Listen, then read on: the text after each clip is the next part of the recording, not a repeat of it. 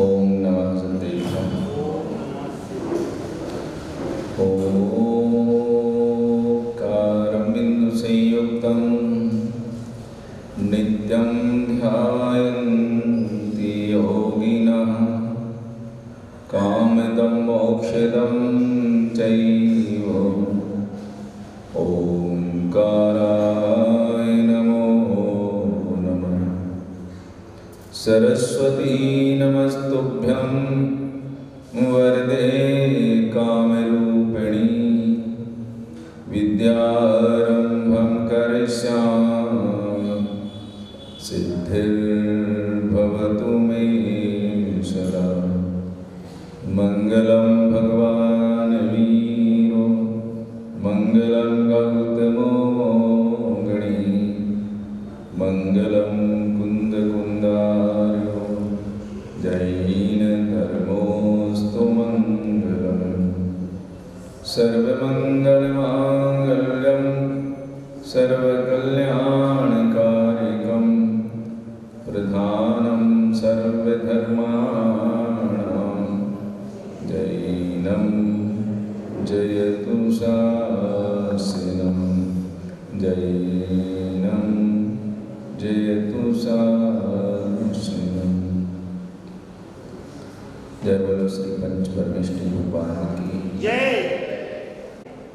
चारित्र चक्रवर्ती आचार्य श्री शांति सागर जी महाराज की जय। षष्ठम भट्टाचार्य आचार्य गुरुवर श्री अभिनंदन सागर जी महाराज की जय। संत श्रोमणी आचार्य गुरुवर श्री विद्यासागर जी महाराज की जय। धर्मालंकार आचार्य श्री गैरण सागर जी महाराज की जय। अहिंसामयी जैन धर्म की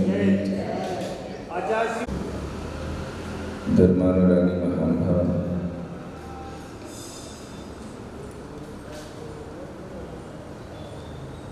कल यहाँ पर हमने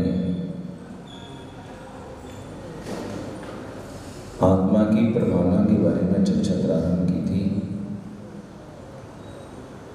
कि आत्म प्रभावना कैसी होनी चाहिए।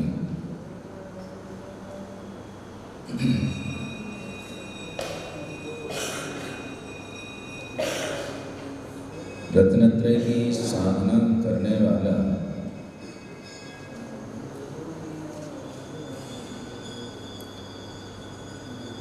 उस रत्नत्रय की साधना के माध्यम से अपने आत्मा को प्रकाशित करता है, प्रभावित करता है।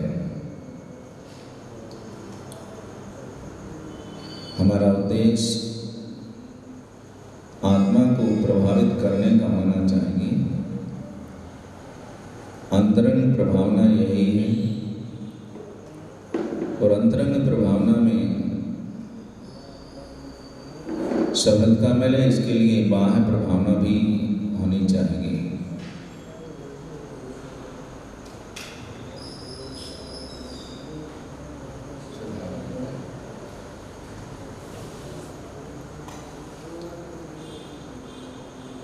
बाह्य प्रभावना में चार बातें यहाँ पर बताई गई। दान तपोजन पूजा विद्यातिशयश्च जिन धर्म। दान तप जन पूजा और विद्या का अतिशय, इनके माध्यम से धर्म की प्रभावना, इसको बाह्य प्रभावना कहा है या व्यवहार प्रभावना कहा है। इनके माध्यम से धर्म की प्रभावना की जाती है। इनमें से श्रावक और साधु दोनों धर्म की प्रभावना करते हैं, लेकिन विशेषता की दृष्टि से इन दोनों के विषय में आचार्य कार्तिकेय स्वामी के द्वारा लिखित जो कार्तिकेय ग्रंथ है उसकी टीका में एक टीका वाक्य आया है कि श्रावकेण दान पूजादिना तपोधनेन तपः श्रुतम जैन शासन प्रभावना कर्तव्य इति व्यवहारेण प्रभावना गुणों। यहाँ पर कहा है कि श्रावक दान और पूजा के माध्यम से जैन शासन की प्रभावना करता है। और तपोधन अर्थात तपस्वी साधु मुनिजन एक तप और सुख के माध्यम से अर्थात ज्ञान के माध्यम से जैन शासन की प्रभावना ये करते हैं। ऐसा करना चाहिए, इसको व्यवहार से प्रभावना कहा है। तो श्रावक भी दान और पूजा के माध्यम से धर्म की प्रभावना कर सकते हैं और करना ही चाहिए। और साधु मुनिजन तप और ज्ञान के माध्यम से जैन शासन की प्रभावना करते हैं, ये इनका कर्तव्य है। इस तरह से प्रभावना करना, यह प्रभावना व्यवहार प्रभावना है। कल यहाँ पर हमने दान के माध्यम से होने वाली जो धर्म की प्रभावना है, इसके विषय में सुना था कि 4 प्रकार के दान चतुर्विध संघ के लिए जो दिए जाते हैं, उससे धर्म की प्रभावना हुआ करती है। दूसरा, तप के माध्यम से धर्म की प्रभावना विशेष प्रकार की तपस्रण के माध्यम से जैन शासन की प्रभावना हुआ करती है। इसके माध्यम से धर्म प्रभावना करना। और इसके बाद तीसरा है जैन पूजा के माध्यम से धर्म की प्रभावना करना। जैन पूजा अर्थात जिनेंद्र भगवान की भक्ति भावना के साथ उनके गुणों का कीर्तन करना, ये जिनेंद्र भगवान की पूजा है। और इसमें विविध प्रकार के मंगल द्रव्य भगवान के श्री चरणों में भक्ति भावना से चढ़ाना, इसके लिए पूजन कहा है। पूजा का यह अनुष्ठान प्रतिदिन करने वाले लोग भी करते हैं, प्रतिदिन पूजन करते हैं।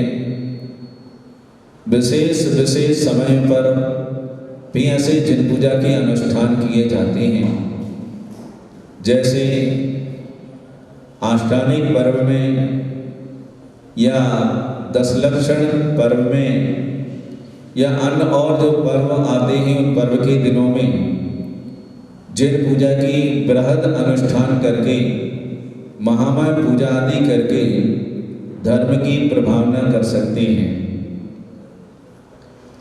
विशेष महामय जो पूजाएं होती हैं, जैसे कि सर्वतोभद्र पूजा, कल्पद्रुम पूजा, ये विशेष पूजा हैं, महामय पूजाएं कहलाती हैं, विधान इनको बोलते हैं।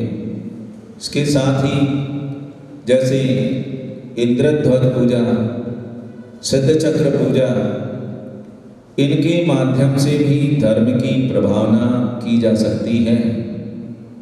हमेशा ऐसे विशेष अनुष्ठान अच्छी शक्ति के अनुसार अच्छे वृहद आयोजन के साथ सामूहिक रूप से जब संपन्न किए जाते हैं, तब उस समय धर्म की बहुत बड़ी प्रभावना हुआ करती है। तो जिनेंद्र भगवान की पूजा के इस अनुष्ठान के माध्यम से धर्म की प्रभावना करना, यह भी प्रभावना का एक अंग है।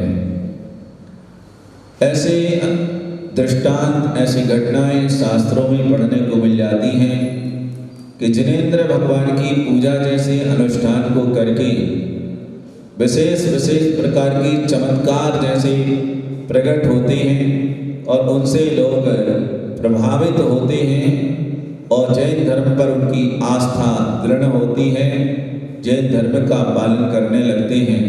तो ऐसे जिनेंद्र भगवान की पूजा से धर्म की प्रभावना अनेकों लोगों ने की है और अपने सम्यक दर्शन को निर्मल बनाया।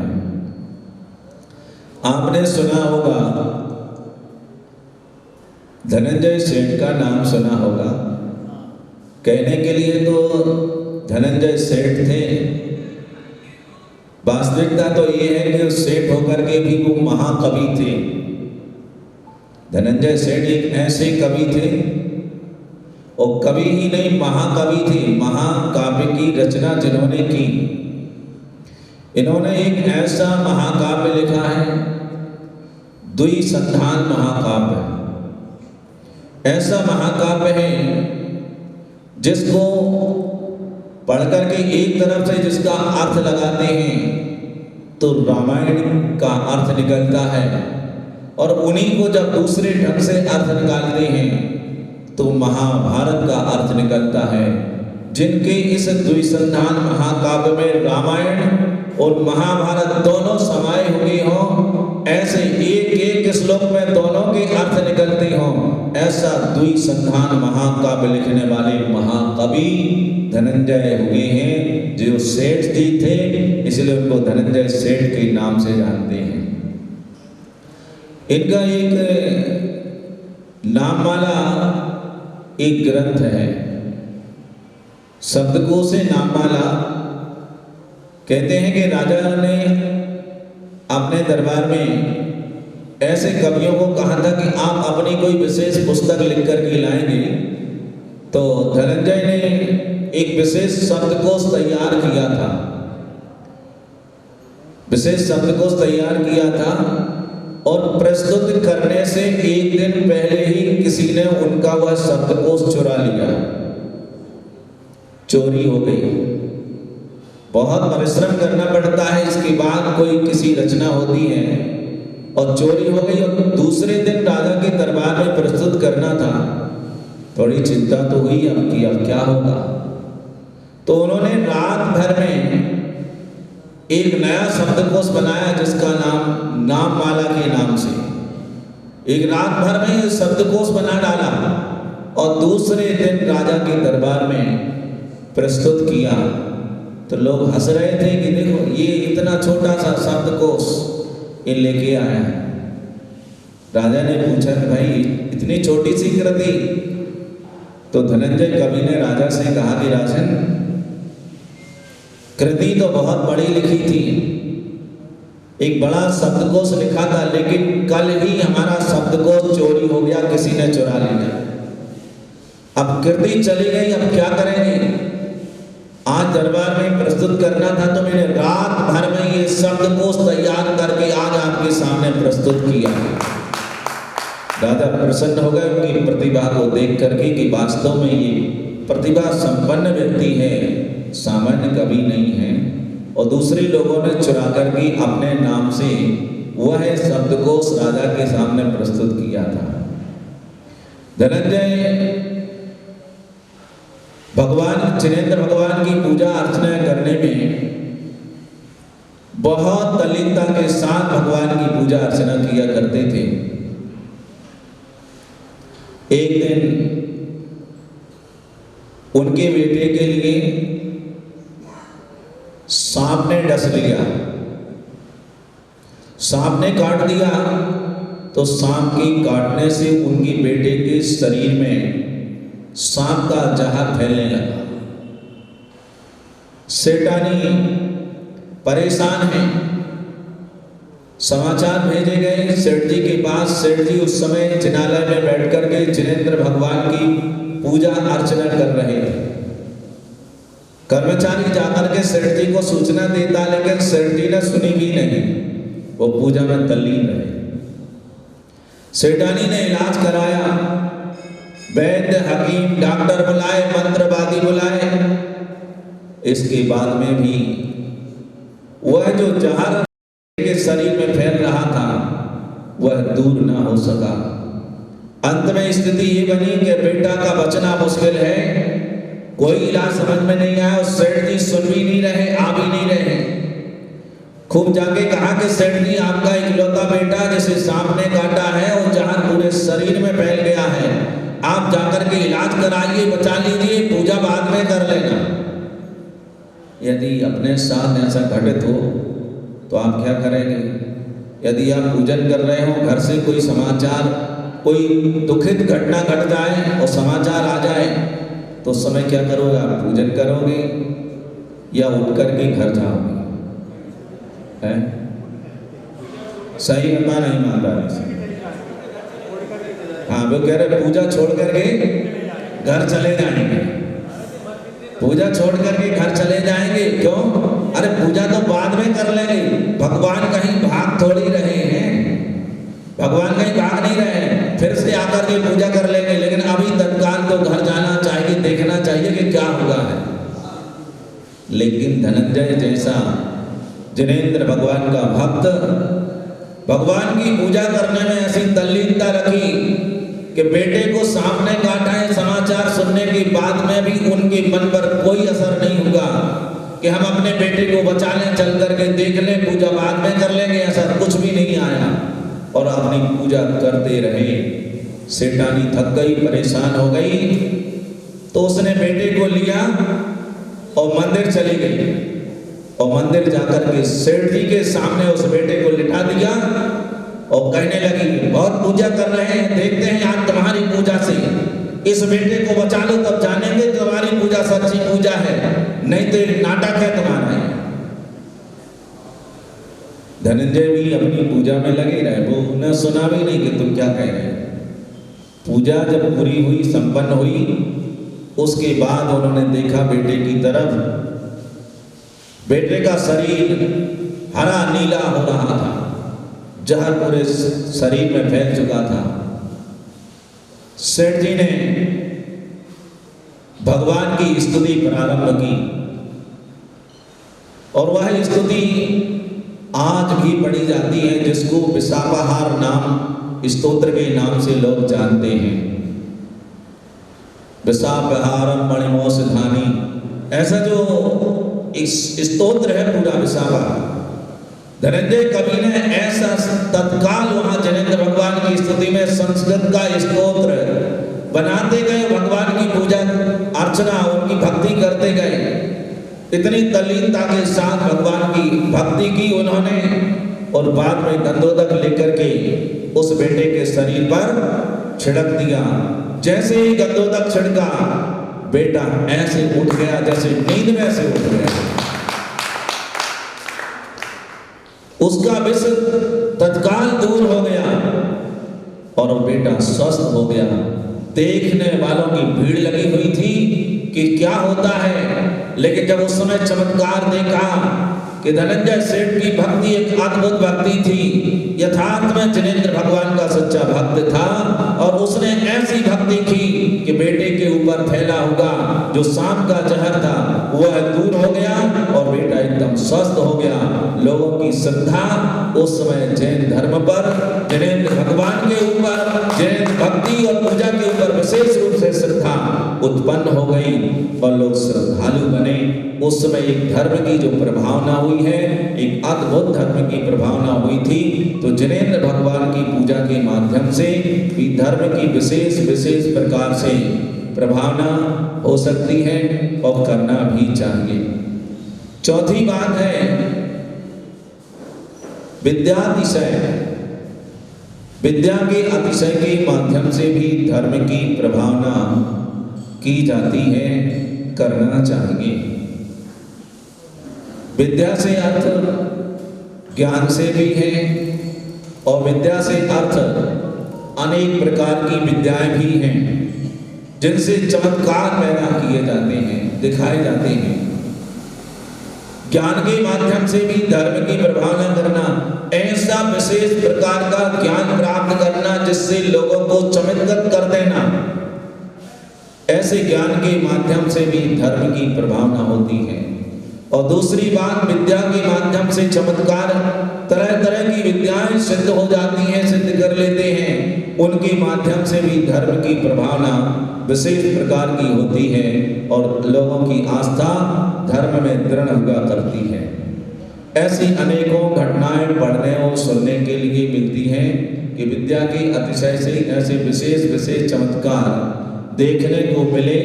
ऐसे इतिहास के पन्नों पर पढ़ने के लिए अपने लिए मिल जाते हैं और पढ़ने से पता चलता है कि क्या चमत्कार हुए। अजमेर की एक घटना थी कि जिनेंद्र भगवान की पालकी उस समय निकाली जाती थी, तो उस समय मुगल शासन में मुसलमानों ने उनकी पालकी को रोक दिया कि यहाँ से पालकी नहीं निकले, यहाँ से पालकी नहीं निकलेगी। तो उस समय वहाँ के एक भट्टारक जी थे, उन भट्टारक जी ने अपनी मंत्र साधना के माध्यम से, विद्या के अतिशय से, उन्होंने उस पालकी के लिए बिना किसी कहार के, मतलब कांधा देने वालों के बिना ही आकाश मार्ग से जिनेंद्र भगवान की पालकी उन्होंने निकलवा दी। उस समय धर्म की विशेष प्रभावना हुई। जो पालकी निकालने नहीं दे रहे थे वही लोग हाथ जोड़ करके प्रणाम करने लगे, वो कहने लगे वास्तव में तुम्हारे यहाँ धर्म का बहुत बड़ा महात्मा है। ऐसे ऐसे लोग हो गए हैं जो जिनेंद्र भगवान की पालकी को ऐसा निकाल सकते हैं। ऐसी घटनाएं आपके लिए अनेकों पढ़ने के लिए मिल जाएंगी। और एक विशेष घटना है, दिल्ली की एक विशेष घटना, बहुत समय पुरानी बात है, मुगल शासन के समय की बात है। सन और संवत तो याद नहीं है मुझे, लेकिन उस समय जब मुगल शासन था, दिल्ली की राजगद्दी पर कोई मुस्लिम राजा वहाँ बैठा था। उस समय ये कहा गया था कि सब अपने अपने धर्म का चमत्कार दिखाएंगे तो ही धर्म का पालन कर सकेंगे, और यदि तुम्हारे धर्म में कोई चमत्कार नहीं है, तुम्हारे गुरुओं के पास कोई चमत्कार नहीं है, तो ये धर्म तुम्हें छोड़ना पड़ेगा और धर्म परिवर्तन करके आपको इस्लाम धर्म को स्वीकार करना पड़ेगा। जैनों के सामने एक बहुत बड़ी समस्या खड़ी हो गई कि अब क्या होगा, कैसे धर्म बचेगा, कैसे धर्म की साधना कर सकेंगे, आराधना कर सकेंगे। राजा से समय मांगा कि राजा को समय दिया जाए, हम अपने गुरु को ला करके हम धर्म के बारे में क्या चमत्कार है दिखा सकते हैं, लेकिन हमारे गुरु सहजता से यहाँ नहीं मिलते हैं, बहुत दूर तक जाना पड़ेगा, समय लगेगा। तो 6 माह का समय राजा से लिया गया कि 6 माह के भीतर तुम अपने गुरु को ला करके अपने धर्म का चमत्कार यहाँ दिखाओगे तो ही धर्म की साधना तुम कर सकोगे, धर्म का पालन कर सकोगे। ठीक है, समाज के कुछ विशेष लोगों ने निर्णय लिया कि यहाँ से अब चल करके दिगंबर जैन गुरुओं की खोज करनी चाहिए। तो एक 5-10 लोगों का शिष्टमंडल दिगंबर साधु की खोज करने के लिए निकला। तो उस समय उत्तर भारत में तो साधुओं के दर्शन बहुत ही दुर्लभ मिलते ही नहीं थे, तो वे दक्षिण की तरफ गए और दक्षिण की तरफ गए। वहाँ दक्षिण में पहुँचे, तब तक एक दिन निकलते दक्षिण में जब पहुँचे तो एक दिगंबर साधु के दर्शन हो गए। ये सारे लोग महाराज के पास जाकर के उन्होंने प्रणाम किया, नमोस्तु किया और अपनी आत्मविधा सुनाई कि जैन धर्म के ऊपर और जैन श्रावकों के ऊपर बहुत बड़ा संकट आया है, हमारा जैन धर्म बहुत खतरे में है। दिल्ली के राजा ने फरमान प्रसारित कर दिया है कि जो अपने धर्म का चमत्कार दिखाएगा वही धर्म का पालन कर सकेगा, अन्यथा उसे धर्म परिवर्तित करके इस्लाम धर्म को मानना होगा। महाराज ने कहा कि चिंता मत करो, बैठो, तुम यहीं रहो। वे सोचने लगे यहाँ रह के क्या करेंगे, यहाँ थोड़ी दिखाना, दिल्ली जाना। और उन्होंने हिसाब लगाया तो 6 महीने पूरे होने वाले थे, 2-4 दिन ही शेष थे। विचार करते हैं, महाराज हैं, पैदल चलते हैं, यदि ये दिल्ली जाएंगे तो 4 दिन में कितना चलेंगे? अरे 50-100 किलोमीटर चलेंगे और क्या करेंगे। और दिल्ली तो यहाँ से कम 1500 किलोमीटर 2000 किलोमीटर दूर है। अब लगता है कि महाराज पहुँचेंगे नहीं और अब धर्म बचेगा नहीं।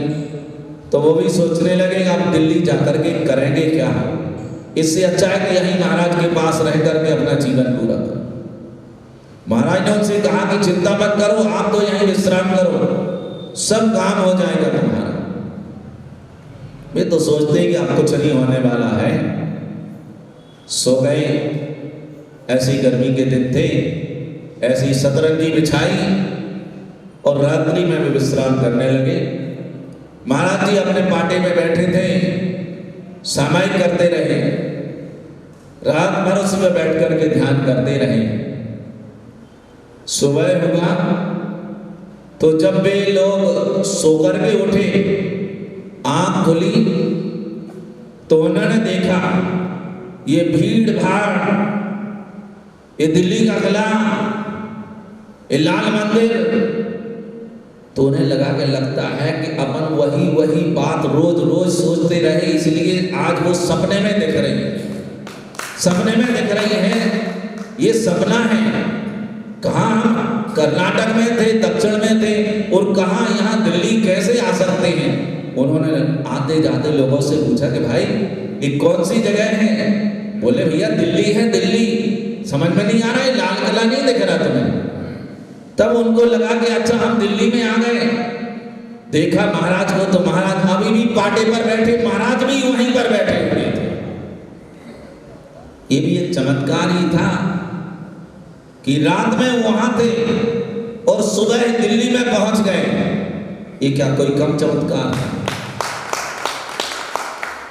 महाराज ने उन श्रावकों से कहा कि जाओ तुम अपने राजा से कह दो कि हमारे गुरु आ गए हैं, चलो चमत्कार देखना हो तो चलो वहां पर। गए ये लोग, महाराज से, राजा से निवेदन किया, हमारे गुरुजी आकर यहाँ आ चुके हैं, आप चलिए चमत्कार देखिए, जैन धर्म का क्या चमत्कार है। राजा वहां पहुंचता है और महाराज का अभिवादन करता है और कहता है कि महाराज आपके धर्म में यदि कोई चमत्कार है तो दिखाइए आप। तो महाराज ने कहा कि राजन यहाँ क्या दिखाएं, चलो आपके राज दरबार में चल करके दिखाएंगे, वहां सब लोग देखेंगे। ठीक है चलो महाराज जी। बोले राजन आप चलो मैं आता हूं। राजा पूरे फौज बंडन के साथ राज दरबार की तरफ जाते हैं, महलों की तरफ जाते हैं और वहां पहुंचे। और जैसे ही अंदर पहुंचते हैं और राज दरबार में जैसे ही पहुंचे तो वहां पहले से महाराज बैठे मिले उनके।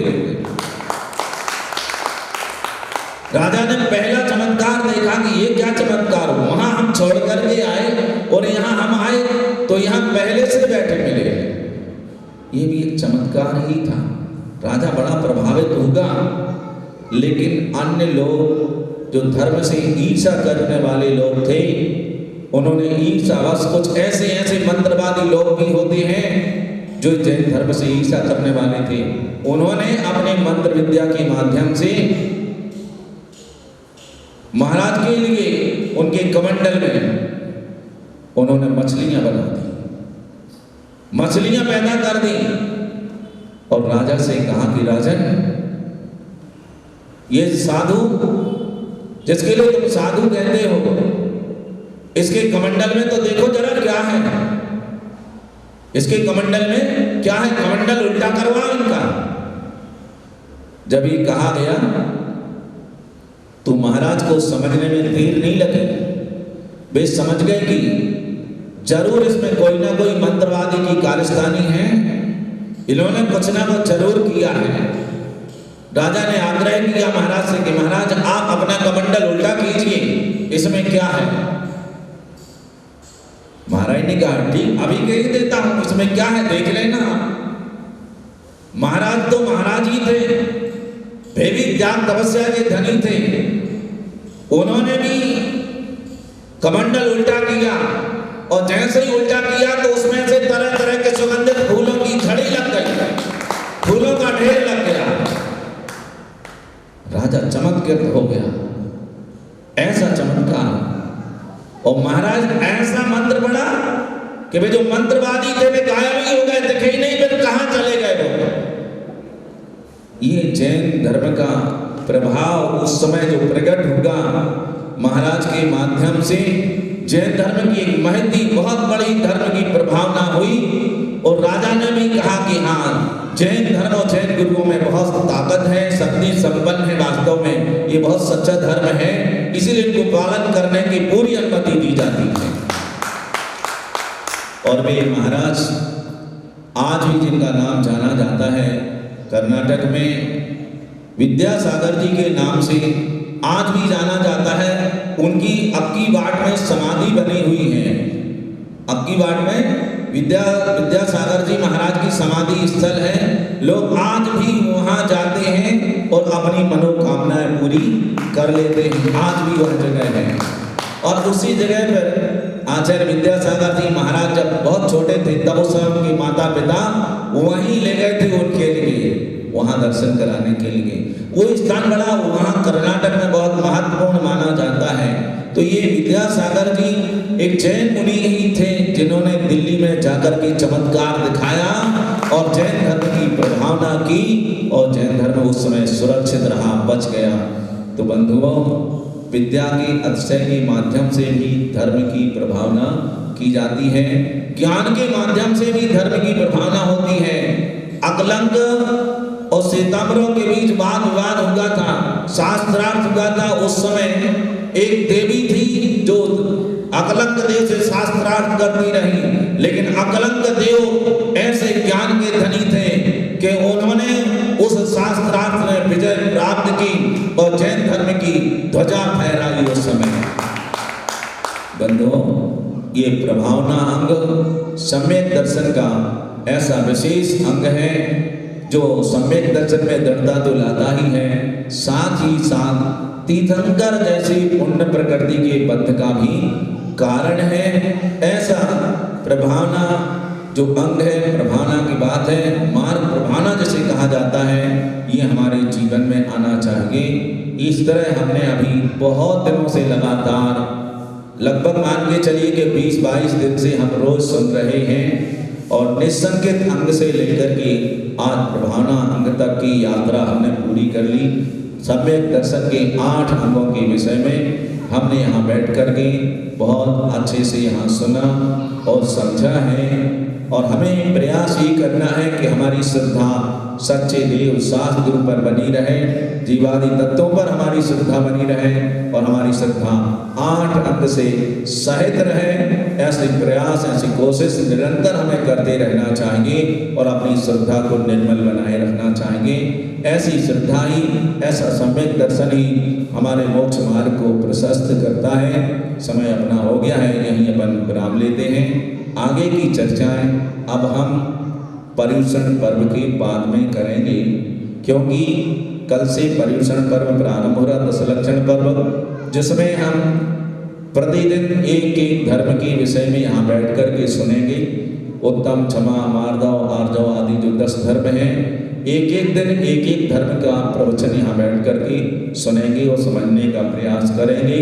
और ये जो अपनी प्रवचन माला चल रही है 10 दिन के लिए यहाँ स्थगित रहेगी और 10 दिन के बाद पुनः ये प्रारंभ होगी। अभी तो सम्यक दर्शन की चर्चा कर रहे हैं, वो भी बाकी है। अभी इसके बाद सम्यक ज्ञान और सम्यक चारित्र की चर्चा भी यहाँ करना है, वह भी अपने को सुनना और समझना है। इसके लिए अभी अपन पर्युषण के बाद इंतजार करेंगे कि पुनः ये प्रवचन माला अपनी प्रारंभ हो और आगे का विषय अपना स्पष्ट हो सके। आज यही विराम लेते हैं इसी मंगल भावना के साथ कि सबका सम्यक दर्शन निर्मल बने, मोक्ष मार्ग प्रशस्त हो, सबका कल्याण हो। इसी भावना के साथ यही विराम लेते हैं। भगवान महावीर स्वामी की जय।